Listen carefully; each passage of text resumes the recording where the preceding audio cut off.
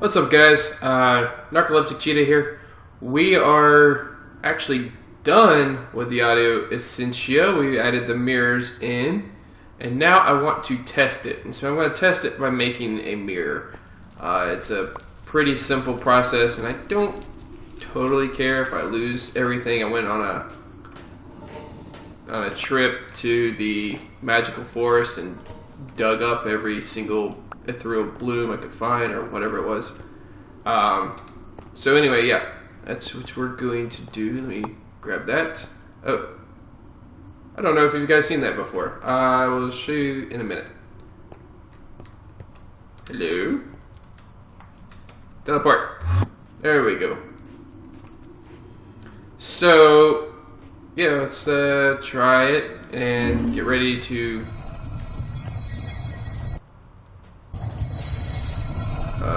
oh. Okay. Okay. Oh gosh. Lag. Okay.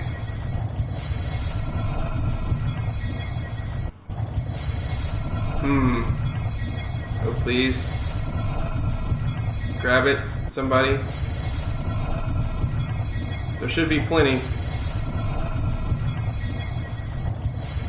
Uh-oh, what's it not doing it? Come on, one of you guys has it.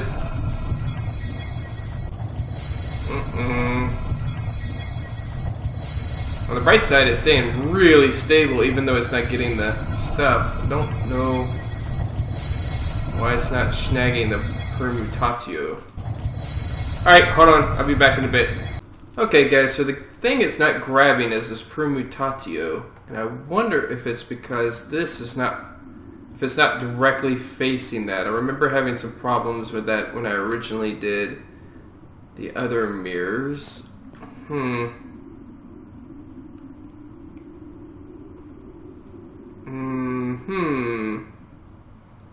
So I wonder if I put that on top. Let's try it. That's kind of not good. Dang it.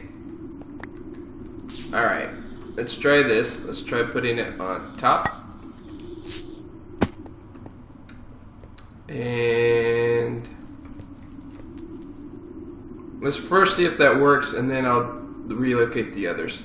Okay, so we're trying it again. There goes the Eider, the Aqua.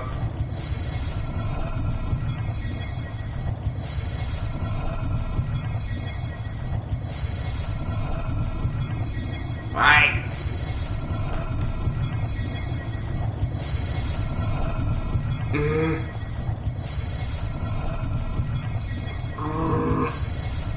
Why you no grabbing the Aqua? I mean the permutatio. Suck. Yep, and there goes some. Yeah, that's swell. Alright. Yay, flux. In case you're wondering why it got really quiet, it's because I have the silencer blocks or whatever. Dadgummit, man.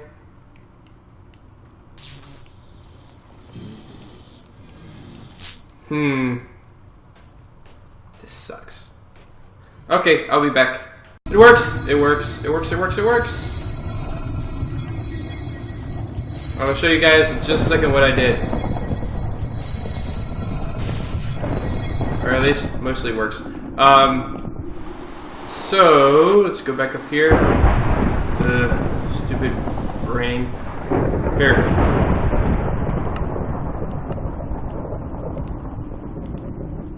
Okay, so I just didn't want to listen to that right now.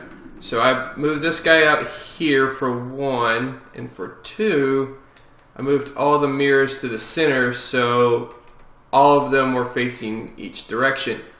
And it pulled everything out just the way it's supposed to.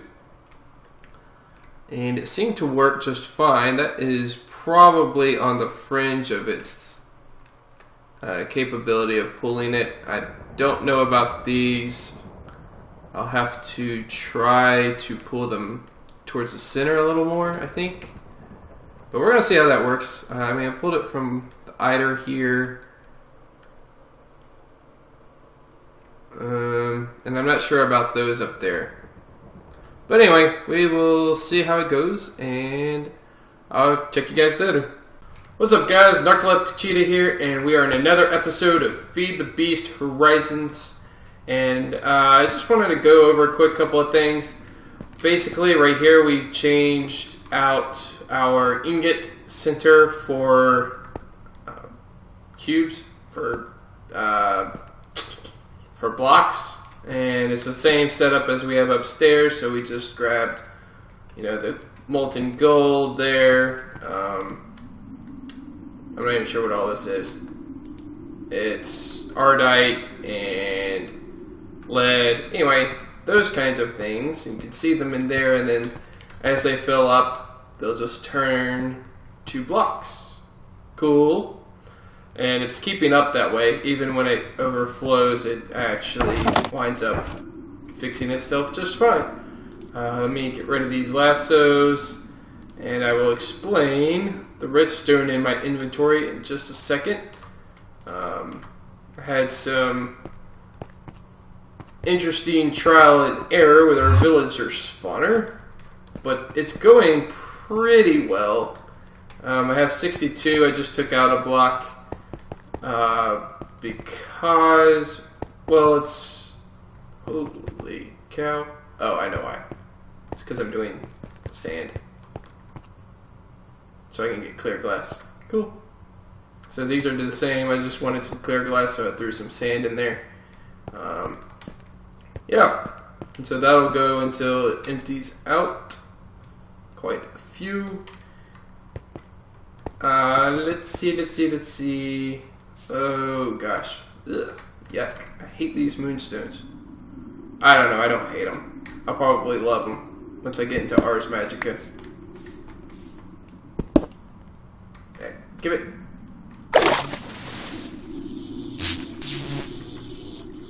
I think I got it, maybe. I don't know.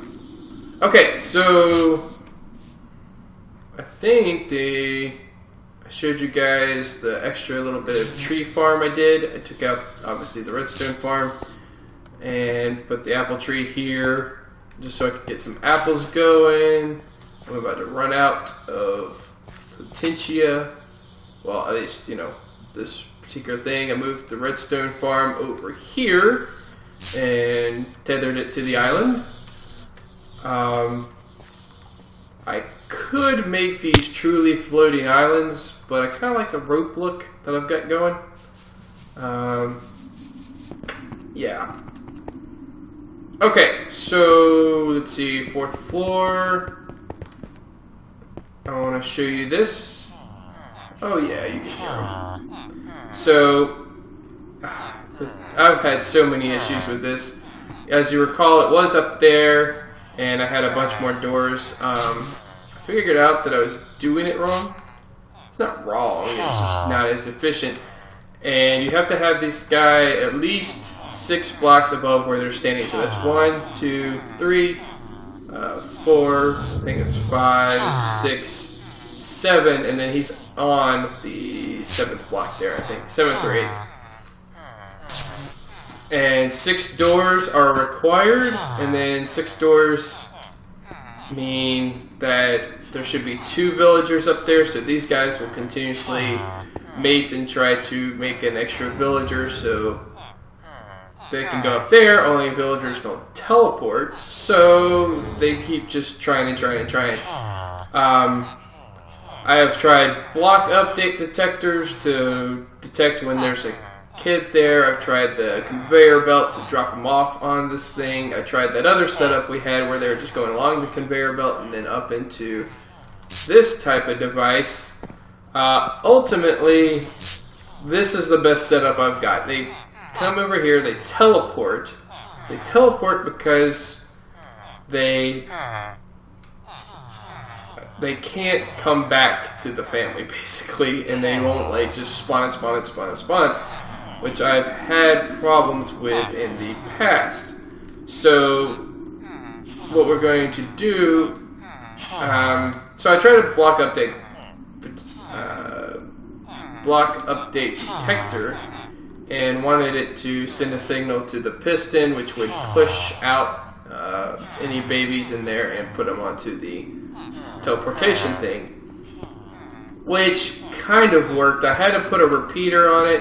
The only problem is it wasn't the block update detector wasn't detecting when a new baby villager was in there, so that didn't work at all. Even the advanced one that I tried didn't detect when a baby villager was in there only. So I took it out and I've gone back to the old-fashioned timer. It is set on 300 seconds, which divided by 60 is 5 minutes. So every 5 minutes, which is roughly the time, anyway, every 5 minutes this sticky piston will push this piece of glass out. It won't move these guys, but it will shove the babies over this, teleport them over there. Over the course of 20 minutes, they'll grow up, go here, and then there's another teleporter there, and that will teleport them downstairs to get smelted. I just set this up, so I don't know how well it's going to work, but I came back today with another setup, which was basically this, but a conveyor belt right on that block where they're standing now, and there were 200 villagers. I started off with maybe 4. Uh-oh. Okay, you're supposed to... Well, that's not good. Why?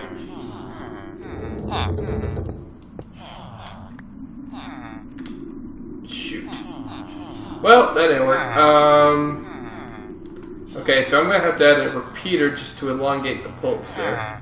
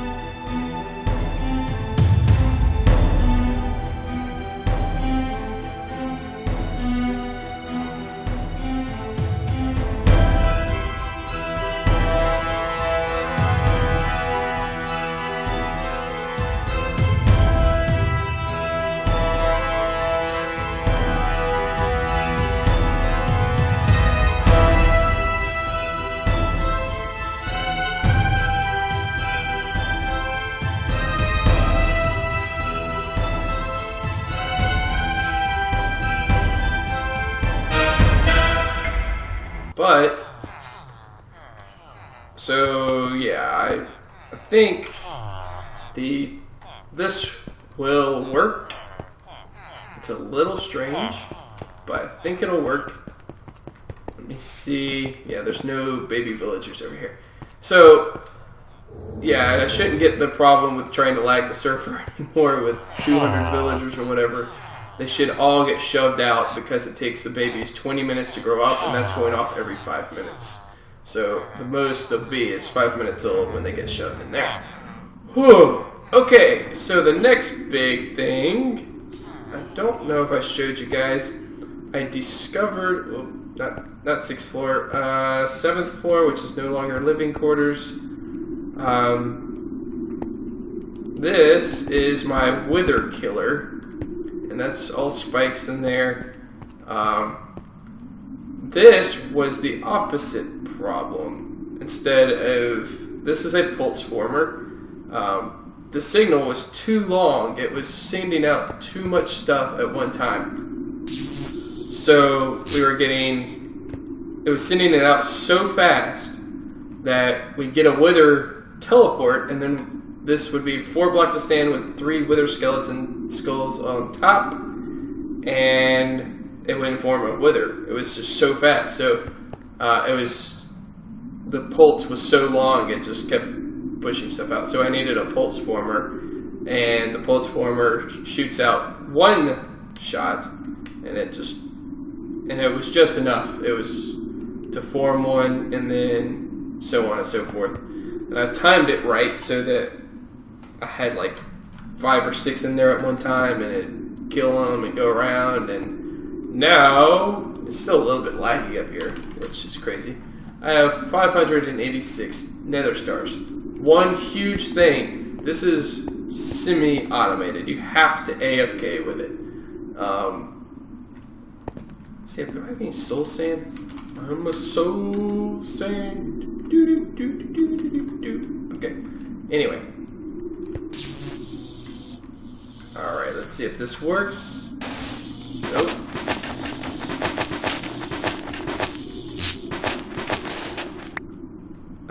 And then we're going to grab this guy. And we're going to get out of here. What's going to happen, let's see if I can get some glass and some, give me a wand, get the wand, focus up, wording, perfect.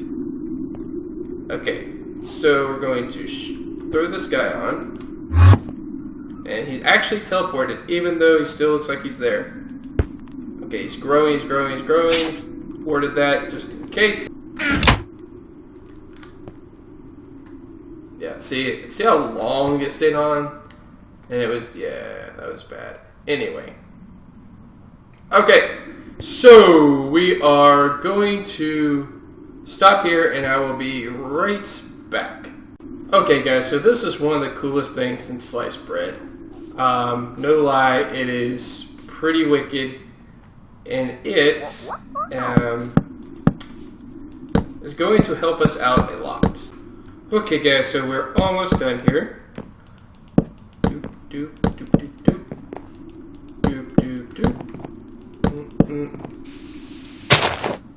Ooh, and that is perfect. Okay, cool. Actually what we want to do is grab onto our fences. And this is a 64 by 64 square, essentially. I'm not sure. I think it is 64 by 64, yeah. Ish. Basically, so, and you might be like, why did you set up a giant square of fences? That is because of our ender quarry. Now, this guy is a bear to make, and I'll show you guys in a minute just what it took. But this is one of the really, really good things about tesseracts. Tesseracts can have settings where they're like, this is sending items only and receiving energy only. So it's powering this thing. And then you grab a chest. Boop, and then you we'll grab one of these. And we're going to throw that on there. And we're going to grab our crescent hammer, put that there, put our pneumatic servo in, and we're just going to turn it to always on. Boom. Okay, now you see nothing's really happening. We turn the energy on, the items are going into the tesseract through the chest. The quarry will shoot it up into the chest, nothing's in here, and you see nothing's happening. Oh, that's because after you set up the entire fence, you need to make sure that it's all enclosed, for one. For two, you need to right-click the ender quarry. Now watch. Analyzing fence boundary, successfully established boundary. And now, it should be working. Yeah, you see these little particles, these little purple particles, and then you see the items moving through this. Now it's not doing, you might say it's not digging a hole. Well, it's not, you're right. It's, in fact, it's mining all of this stuff and then filling it in with dirt. It is a very awesome feature. So everything in this little block right here is being filled in with dirt, and it digs in columns. It's not like a quarry from 1.4.7 or Buildcraft quarry or whatever it was, where it, and does it that way. It goes straight down and does one little block at a time. So it only needs to render, I think it holds itself as 2 chunks or something at once. Loads 2 chunks or something, or maybe just 1 chunk. But, so yeah, it's going to render this whole, or it's not render, it's going to dig out all of this for the entire fenced in area. Now, it doesn't have a limit. Like, you can go way more than 64 by 64 if you want it, or you can go way less. It's just, I felt like doing 64 by 64, and you do have to use all these fences. That's the only bad thing. Essentially, you probably just want to make these fences above the highest point in the ground, which I did not do. I just dug through where there were parts that needed digging through.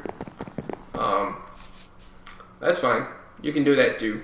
It's not going to hurt anything. I'm actually a little curious if it'll dig up that moonstone or not.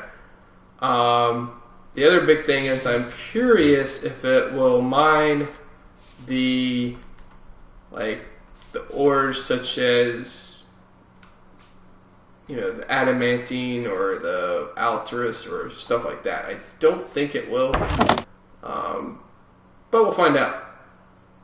So yeah, you should see it's popping through there. I just saw a diamond go through, I think. No, it couldn't have been diamond. It must have been candium or something. But yeah, you can just see it pop up, pop, pop, pop, pop. And that's because we have so much power going to it. So yeah, you need a lot of power. You need quite a bit of storage room for this stuff, which is another in-game point. Is it's an in-game item.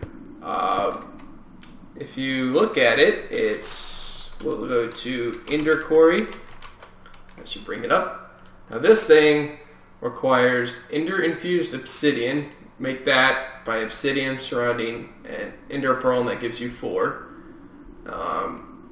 An Ender core with these magical wood, more infused obsidian, Eye of Ender, and these magical woods are 4 gold, 4 enchanted books. Now these can be level 1 books. Do not waste all 30 levels on these guys.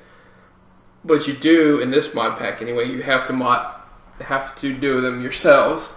Now, if it was a different mod pack, you could say auto enchant a book and just set it to enchant a 1 level book. Magical wood is infused with powerful magic. It will boost the max enchantment level of nearby enchanting tables by 5 up to the max of 30. So yeah, it's just really good. Obviously it's meant for boosting enchantment tables, but whatever. Let's see. So yeah, that's just that part. And then you have a diamond pickaxe. You guys know how to make those. More Ender infused obsidian, a water bucket, a lava bucket, an iron pickaxe. This is for the endothermic pump. Diamond and Eye of Ender. So you need 2 of those. And you need 1 of these, what is it called? Diamond Etched Computational Matrix. That's probably Ender Diamond Etched, but whatever.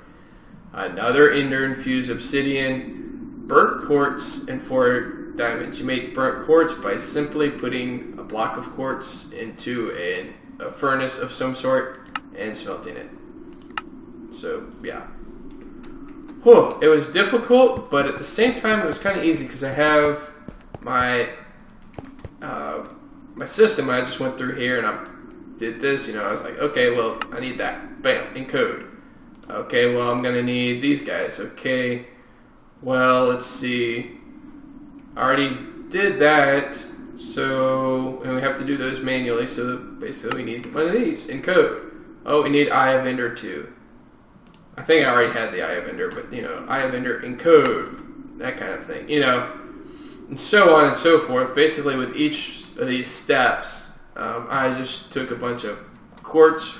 Instead of encoding one, I just took a bunch of quartz and threw them into the system and let them burn up.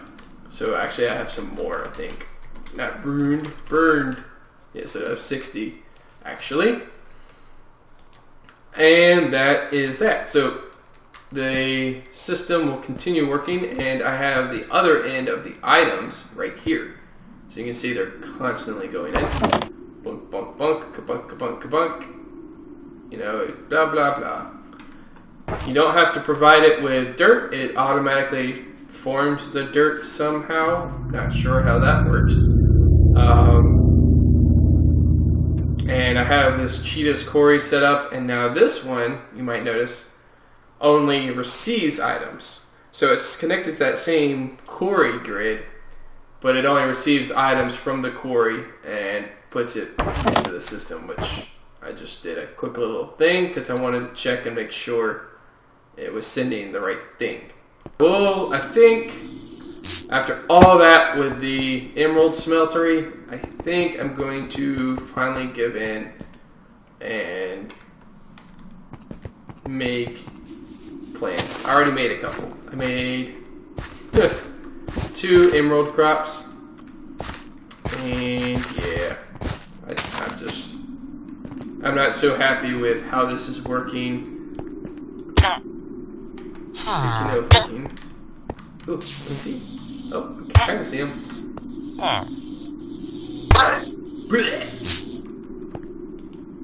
And just a wee bit more. So, my villagers are in a room with no doors and just reproduced. Are there doors nearby? As we were just talking about, doors can be within 8 blocks of those villagers and they can still reproduce, especially if they see another villager around it. So, yeah. Oh, that's right, she gave us a gift. A page, Sacred Springs biome, sweet. She also gave us a cake a while back. Should only be those 13, right? In there, yep, 13, perfect. That means it's actually working. Yay! Okay, guys. Well, I think that is all for today. If you liked it, please leave a like on the episode. If you have not, please subscribe and tell all your friends and family about it. I really would appreciate it, and it helps me out a ton. So, thanks for watching again, and I will see you guys next time.